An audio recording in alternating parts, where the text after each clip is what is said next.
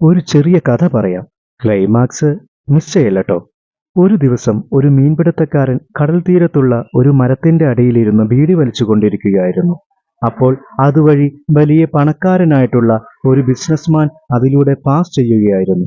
അപ്പോൾ അദ്ദേഹം ഈ മീൻപിടുത്തക്കാരനെ കണ്ടപ്പോൾ നേരെ അയാളുടെ അടുത്ത് പോയി ചോദിച്ചു, താൻ എന്തിനാടോ ജോലി ചെയ്യാതെ ചുമ്മാ ഈ മരത്തിന്റെ അടിയിലിരുന്ന് ബീഡി വലിച്ചുകൊണ്ടിരിക്കുന്നത്? അപ്പോൾ മീൻപിടുത്തക്കാരൻ പറഞ്ഞു, ഞാൻ ഇന്നത്തേക്കുള്ള മീനെല്ലാം പിടിച്ചു കഴിഞ്ഞു, എനിക്കത് മതി. ഇത് കേട്ട ബിസിനസ്മാന് ദേഷ്യം വന്നു.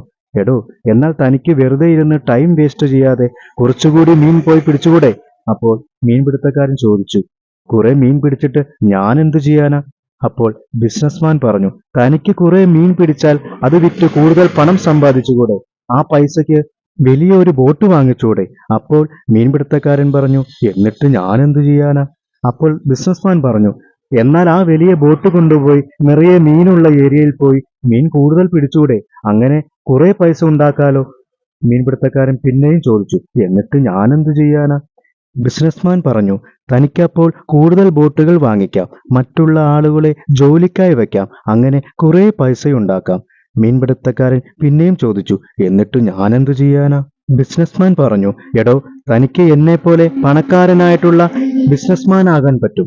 മീൻപിടുത്തക്കാരൻ പിന്നെയും ചോദിച്ചു, എന്നിട്ട് ഞാൻ എന്തു ചെയ്യാനാ? ഉടനെ ബിസിനസ്മാൻ പറഞ്ഞു, എടോ, അപ്പോ തനിക്ക് സമാധാനമായിട്ട് ലൈഫ് എൻജോയ് ചെയ്തു ജീവിക്കാൻ പറ്റും. അപ്പോൾ മീൻപിടുത്തക്കാരൻ ചോദിച്ചു, ഞാനിപ്പോൾ പിന്നെ എന്ത് ചെയ്യുവാന്നാണ് താൻ വിചാരിച്ചിരിക്കുന്നേ? കഥ ഇത്രയേ ഉള്ളൂ. നമുക്ക് ഒരുപാട് ഡ്രീംസ് ഉണ്ടാകും. അതൊക്കെ അച്ചീവ് ചെയ്യാനായിട്ട് ഒരുപാട് കഷ്ടപ്പെടുകയും ചെയ്യണം. കൺസിസ്റ്റന്റ് ആയിട്ട് ഹാർഡ് വർക്ക് ചെയ്തുകൊണ്ടേയിരിക്കണം. അത് നല്ല കാര്യം തന്നെയാണ്. പക്ഷേ പണവും പദവിയും ഉണ്ടാക്കാനുള്ള ഓട്ടത്തിനിടയിൽ ജീവിക്കാൻ മറന്നു പോകരുത്. അത് നാട്ടുകാരെ ബോധിപ്പിക്കാൻ വേണ്ടിയിട്ടും ആകരുത്. നിങ്ങൾക്ക് എന്ത് ചെയ്യുമ്പോഴാണോ കൂടുതൽ സന്തോഷം കിട്ടുന്നത് അത് ചെയ്യുക. ഫാമിലിയോടൊപ്പം ടൈം സ്പെൻഡ് ചെയ്യാനാണോ ഇഷ്ടം എങ്കിൽ അത് ചെയ്യുക. ഫ്രണ്ട്സിനോടൊപ്പം യാത്ര ചെയ്യാനാണോ ഇഷ്ടമെങ്കിൽ അതും ചെയ്യുക. ഇനി തനിച്ചാണോ യാത്ര ചെയ്യാൻ ഇഷ്ടം എങ്കിൽ അതും ചെയ്യുക. നിങ്ങൾ ഹാപ്പി ആയിരിക്കുക, ലൈഫ് എൻജോയ് ചെയ്ത് ജീവിക്കുക. ഇത്രയാണ് ആ കഥയിൽ നിന്നും ഉദ്ദേശിക്കുന്നത്. Thank you.